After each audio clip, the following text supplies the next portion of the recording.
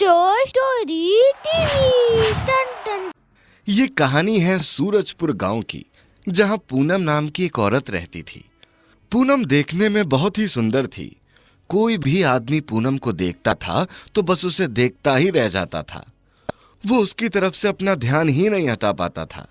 यही वजह थी कि गांव की सारी औरतें पूनम से जलती थी, क्योंकि उनके बेटे, पति, दामाद, भैया, भतीजे सभी पूनम की तरफ आकर्षित थे। एक दिन गांव की कुछ औरतें आपस में कहती हैं, हे भगवान, ना जाने ये बला कहाँ से हमारे गांव में आ गई है। जब से इस गांव में आई है तब से हमारे पति, बेटे हमारे कब्जे में ही नहीं रहते। सब पूनम का हिजाब करते रहते हैं। इसने तो हमारी जिंदगी ही बर्बाद कर दी है। जब देखो कुछ ना कुछ बहाना लेकर इसी के यहाँ पड़े रहते हैं। हाँ बहन, तुम बिल्कुल सही कह रही हो। मैं भी अपने पति से बहुत दुखी हो गई हूँ। रोज कुछ न कुछ बहाना लेकर इसी कलंकिनी के घर पर पड़ा रहता है। अब करे भी तो क्या करें? अपने पति को कुछ कह भी तो नहीं सकते, क्योंकि जरा सा भी कुछ कहो तो मारने को आ जाते हैं। समझ ही नहीं आ रहा इस औरत का करे क्या। हाँ? अरे बहन, करना क्या है? ऊपर वाला ना सब देख रहा है। देख लेना, एक ना एक दिन इसका भी भांडा फूट ही जाएगा और ये इस गांव से निकल कर ही रहेगी। हम सारी औरतें एकजुट होकर एक ना एक दिन इसे इस गांव से निकाल ही देंगे। हमें अपने घर थोड़ी ना बर्बाद करने हैं। राम जाने कब इस बला से हमें छुटकारा मिलेगा। पूनम सब सुन रही थी और मन ही मन बहुत खुश होती है, क्योंकि उसे लोगों को आकर्षित करने में बहुत मजा आता था। क्योंकि वो उसके बदले लोगों से पैसे लेती थी, या जो भी उसके पास सोना जेवर था सब ले लेती थी। यहाँ तक कि उनकी जमीन के पेपर भी अपने नाम करा लेती थी। एक दिन एक आदमी उसके पास से गुजर रहा था तो वो उसे कहती है, अरे कहाँ निकले जा रहे हो सीधे सीधे? मेरी तरफ भी तो देखो जरा। मुझे तुमसे कुछ जरूरी काम है। मैंने तुम्हारे बारे में कुछ सुना है। क्या तुम एक बार मेरे साथ मेरे घर चल सकते हो? मुझे तुमसे बहुत जरूरी काम है। मुझसे क्या काम है तुम्हें? पर चलो, अगर तुम कह रही हो तो फिर चलो, मैं तुम्हारे साथ चलने के लिए तैयार हूँ। वैसे भी इतनी खूबसूरत लड़की के साथ भला किसी को कोई एतराज थोड़ी होगा। वो उस आदमी को अपनी तरफ आकर्षित कर लेती है और फिर वो आदमी उसके साथ तुरंत चल देता है और वो उसे अपने घर ले जाती है। अपने घर ले जाकर वो उसे पानी पिलाती है, उसके हाथ को पकड़ती है और उससे कहती है, मैं तुमसे बहुत दिनों से कुछ कहना चाहती थी, लेकिन कह नहीं पाती थी। मैं अक्सर तुम्हें यहाँ से जाते हुए देखती हूँ, लेकिन तुम कभी मेरी तरफ पलटकर ही नहीं देखते। मैं मन ही मन तुमसे बहुत प्यार करने लगी हूँ और मैं तुमसे शादी करना चाहती हूँ।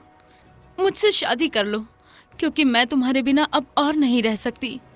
अरे, तुमसे शादी करने के लिए तो मैं भी बहुत बेताब हूँ, लेकिन मैं क्या करूँ? मैं शादीशुदा हूँ, अपने बीवी बच्चों को छोड़ नहीं सकता। अच्छा, तुम्हें अपनी बीवी बच्चों की पड़ रही है? मेरी प्यार की तो कोई वैल्यू ही नहीं है। हाँ, मैं तुमसे जी जान से प्यार करती हूँ। अगर तुमने मुझे नहीं अपनाया तो मैं अपनी जान दे दूंगी। मैं नहीं रह सकती तुम्हारे बिना। मुझे अपनी बाहों में भर लो बस। अब तो मुझे मरना भी तुम्हारी बाहों में ही है। पूनम उसे अपने बातों के जाल में फंसा लेती है और उसे जोर से पकड़कर अपने गले लगा लेती है। फिर अक्सर वो आदमी उसके घर आने जाने लगता है। पूनम उसके धीरे धीरे करीब आने लगती है और फिर एक दिन वो दोनों सारी हदें पार कर देते हैं। और ठीक उसी दिन पूनम उस आदमी से कहती है, तुमने क्या किया? मैं तुमसे प्यार करती हूँ और तुमने शादी से पहले ही मेरा फायदा उठा लिया। मैं तो दुनिया को मुंह दिखाने लायक ही नहीं रही। हाँ, अब मैं कहाँ जाऊंगी?